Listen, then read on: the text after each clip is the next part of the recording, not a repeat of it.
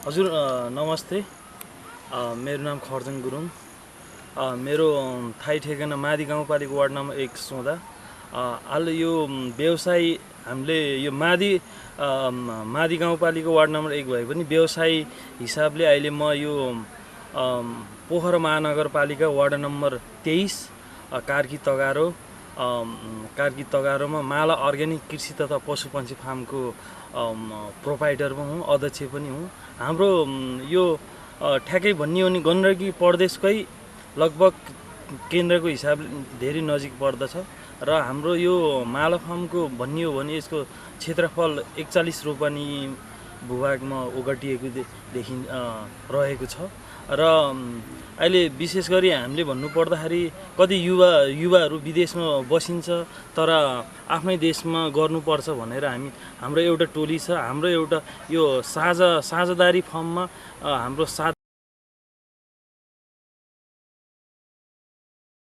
साझेदारी फर्म हो माला अर्ग्यानिक कृषि तथा पशुपन्छी फार्म।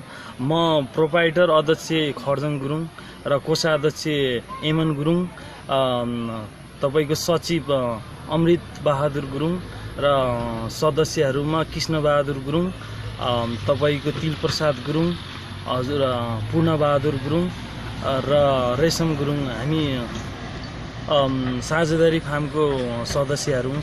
तपाईँको यसमा चाहिँ लगभग तपाईँको हामीले एउटा कति विदेश बस्ने आफ्नै ठाउँमा गर्नको लागि हाम्रो यस फार्मको लागि सरकारबाट पाउनुपर्ने अनुदान सहयोगहरूको लागि हामी धेरै अपेक्षा गर्दछौँ।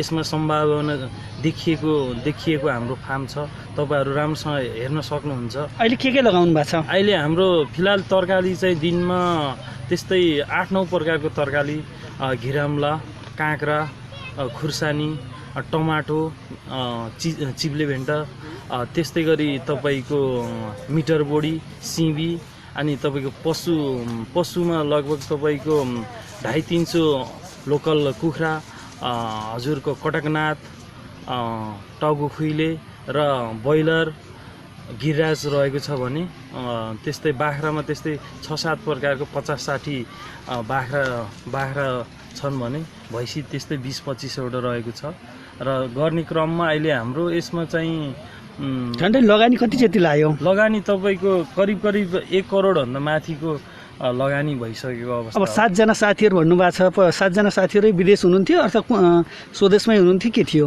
हजुर 7 जना हामी विदेशै हुनुहुन्थ्यो। कुन देश हुनुहुन्थ्यो नि? हामी गल्फमा, कोही युरोपमा।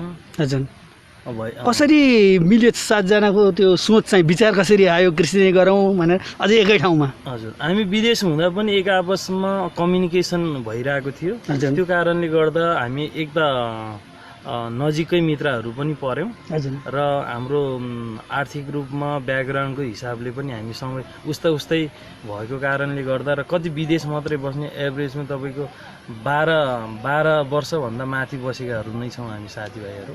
अनि नेपालमा केही गर्नुपर्छ भन्ने हिसाबले हामी यसमा लागि परेका छौँ। यो समय र संवादको लागि हजुरलाई धेरै धन्यवाद छ। धन्यवाद हजुरलाई पनि सर।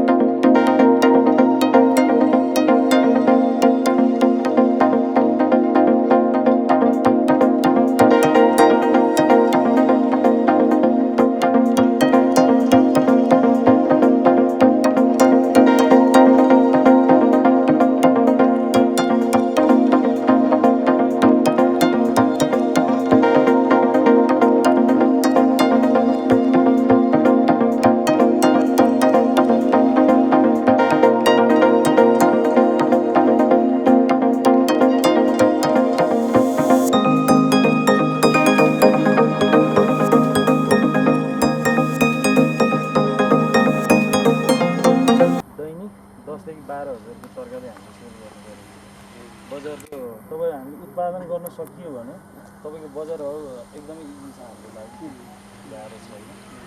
जस हाम्रो एउटा मान्ने के हो भने एउटा आशा के छ भने हामी युवाहरूलाई अहिले हेर्दाखेरि तपाईँहरूले देख्नुहुन्छ जे छ हाम्रो लेक साइडदेखि उता तपाईँको गाउँखोला अनि बगरसम्म पुग्छ तपाईँको यो खपर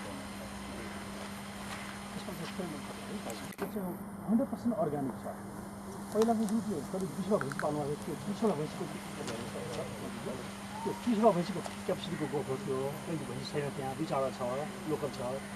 उहाँहरू आइसकेपछि हामी ट्रायल गर्दै गर्छौँ भन्नुभएको छ। उहाँले करिब 30 ट्रक, मेरो जानकारीमा 30 ट्रक मल किन्नुभयो। मल राख्नु भएको छ, गोबर मल। यो 100% अर्ग्यानिक छ। सबैले अर्ग्यानिक भन्छन् तर गर्दैनन्।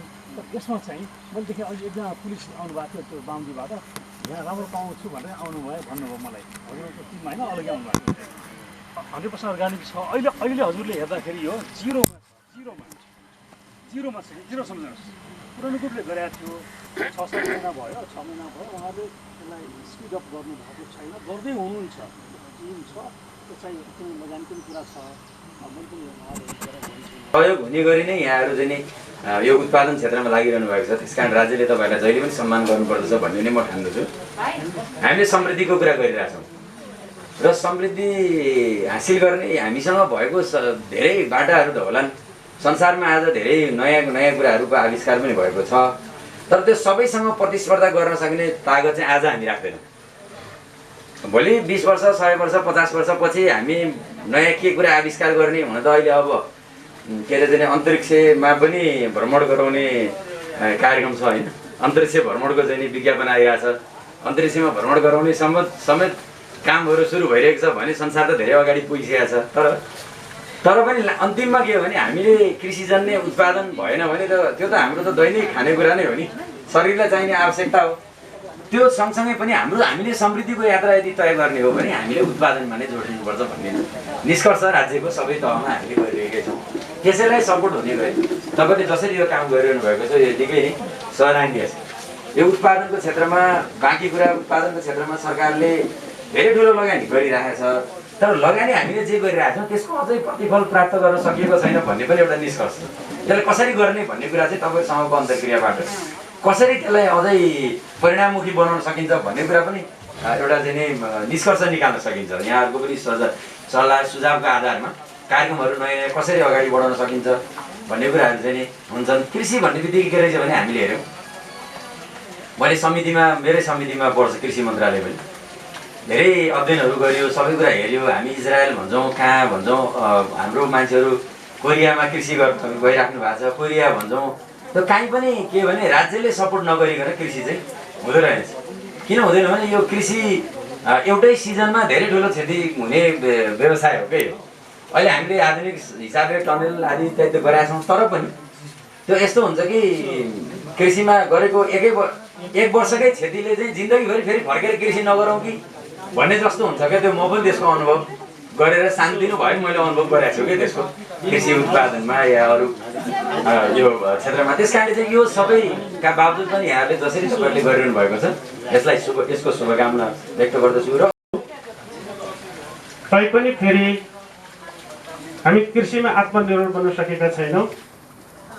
हामीले बुझेको कुरा के छ भने कृषिमा अथवा खाद्य पदार्थमा आत्मनिर्भर नभइकन देश समृद्धिको दिशातिर जान सक्दैन।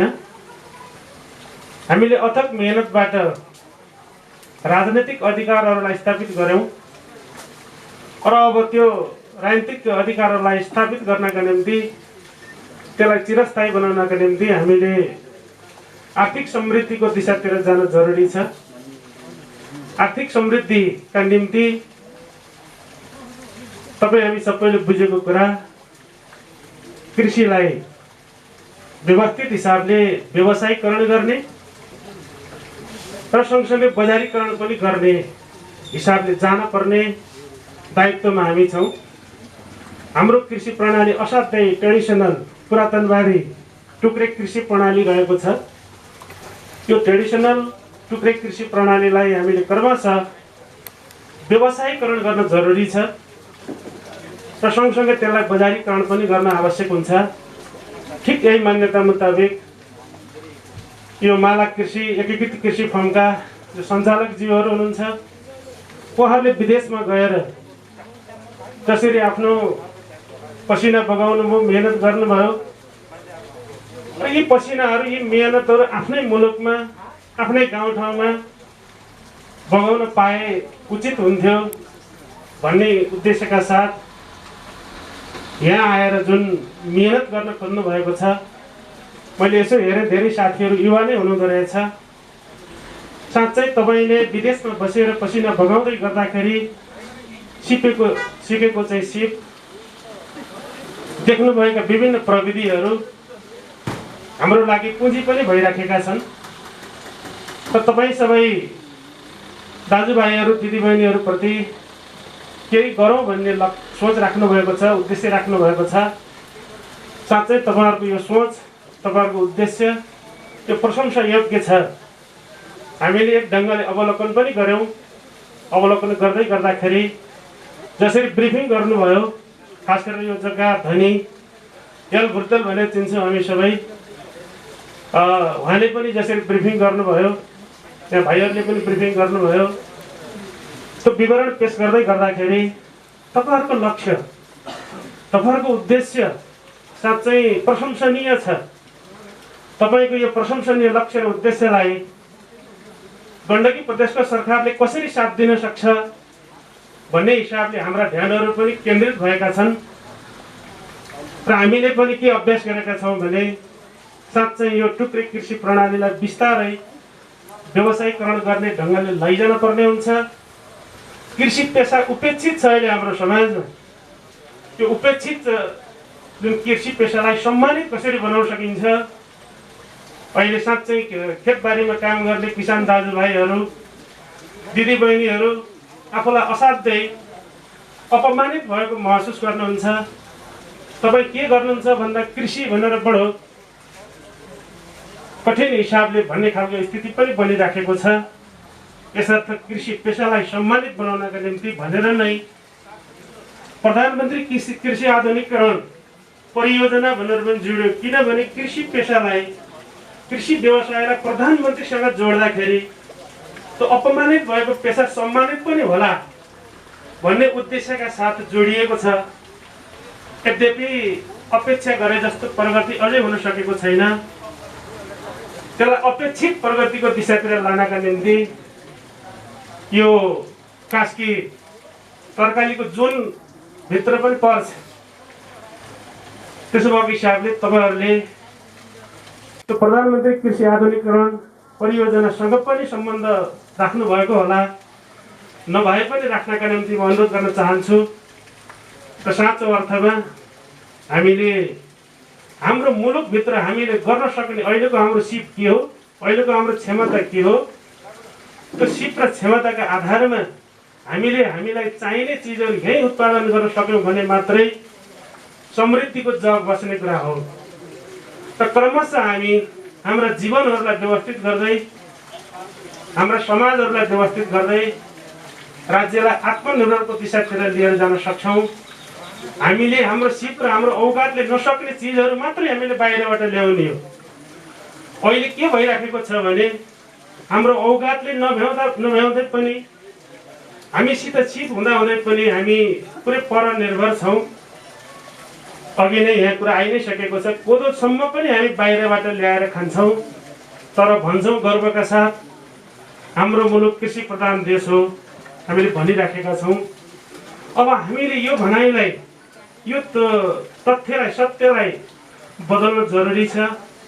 त्यसो गर्न सकेर मात्रै हामीले साँच्चै सुखी नेपाली समृद्ध नेपालको जो अभियानमा हामी छौँ, त्यो सुखी नेपाली समृद्ध नेपालको अभियानलाई सार्थक तुल्याउनका निम्ति हामीले खाद्य पदार्थमा आत्मनिर्भर बन्न सक्छौँ। किनभने खाद्य पदार्थ तयार गर्नका निम्ति, बनाउनका निम्ति, उत्पादन गर्नका निम्ति नेपाल हरेक हिसाबले सक्षम छ।